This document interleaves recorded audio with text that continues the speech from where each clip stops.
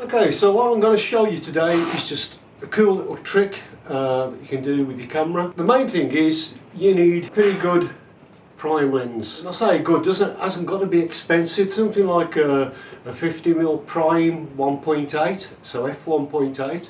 So the thing to get the beauty of this effect is to make these lights very diffused.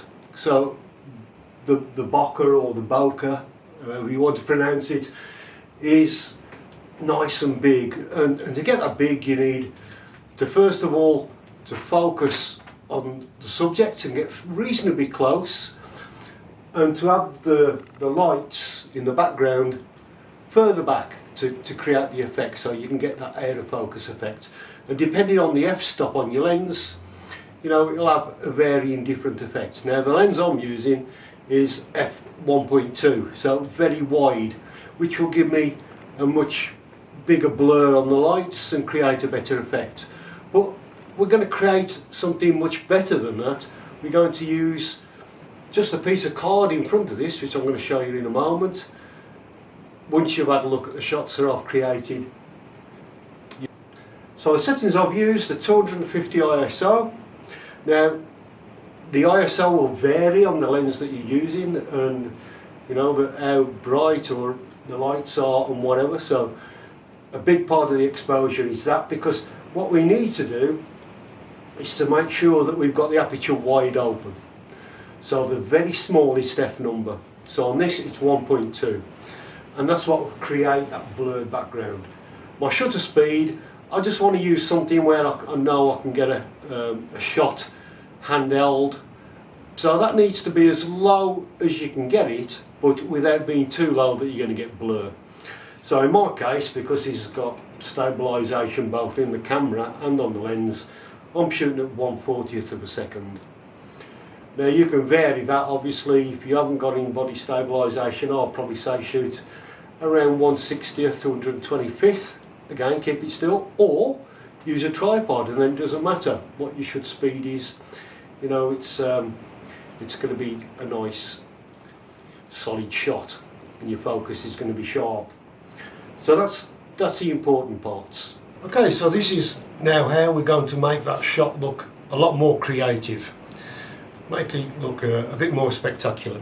So what we're going to do with the lights in the background is we've got the Bokeh on them, the nice circular light, and we've achieved that, remember, with the settings I've just told you, using the large wide aperture, so a very low f-stop, and a good prime lens is the best for that.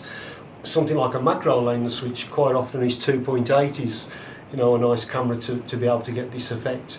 So the cheap 50mm, like I've already mentioned, that is a great one with Nikon and Canon.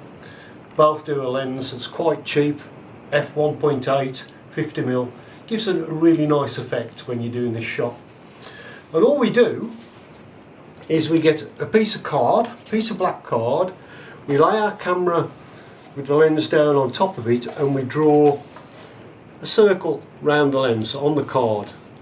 And then we can fold the card in half and cut a shape in it. So in this case I've created a heart.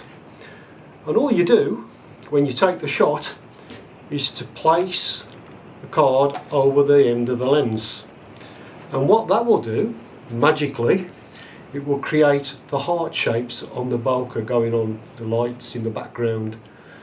And they'll all have that beautiful creative look about them. Okay, so just to show you now the effect on the background Bokeh, we're going to actually put a piece of card that we've cut with the heart shape on in front of the lens right now, and you'll see the effect. So straight away you can see how those circles of light have all now changed into a heart, and we get that beautiful creative effect.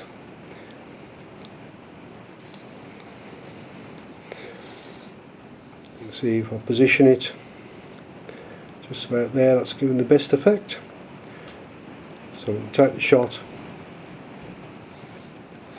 and get that result.